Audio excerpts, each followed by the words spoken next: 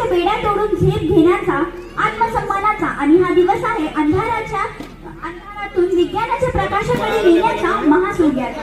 मित्रांनो, ज्या काळात माणसाची सावळी विटाळ मानली गेली, ज्या काळात पिण्याचे पाणी सुद्धा एक मोठा संघर्ष होता, त्या काळात एका वादळ जन्माला आला आणि त्या वादळाचे नाव म्हणजे भीमराव रामजी आंबेडकर.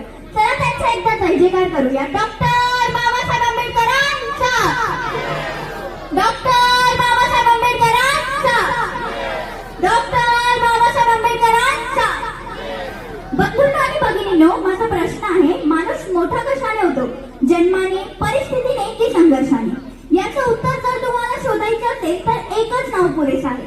ते एक नाव, तो एक विचार, ती एक क्रांती म्हणजे भारतरत्न युग पुरुष डॉक्टर बाबासाहेब आंबेडकर. ज्यांना पाण्याचा हक्क नव्हता त्यांनी समाजाला समतेचा महासागर दिला. ज्यांना शाळेत बसण्याची परवानगी नव्हती त्यांनी समाजाला कायद्याचा संविधान दिला.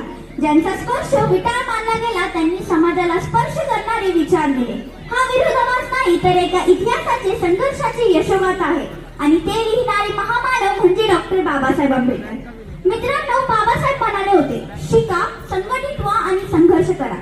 हे केवळ 3 शब्द नाहीत तर हे जीवनाचे 3 स्तंभ आहेत.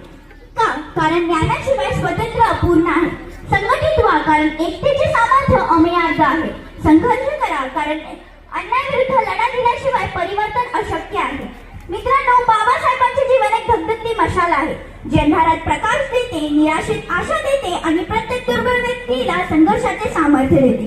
जगण्यासाठी अन्न आणि पाणी गरजेचंच असतं, पण त्याहूनही गरजेचं असतं ते आहे स्वाभिमान आणि ते विचार पेरणारे भारतरत्न म्हणजे डॉक्टर बाबासाहेब आंबेडकर.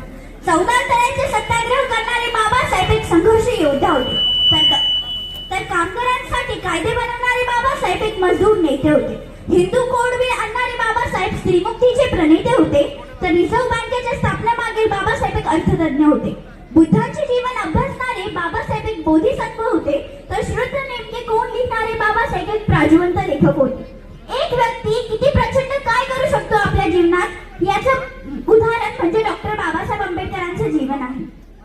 मित्रांनो, बाबासाहेबांचे स्वप्न अजूनही पूर्ण झालेले नाही कारण काही वंचितांना, गोरगरिबांना अजूनही स्वातंत्र्य मिळवलेले नाही आणि ते मिळवण्याची जबाबदारी आपली आहे. मग शेवटी एकच बोलते, अरे मजहब के नाम पर ना लड़ाओ इंसान को, अरे मजहब के नाम पर ना लड़ाओ इंसान को, खतरे में ना डालो भारत की शान को, खतरे में ना डालो भारत की शान को.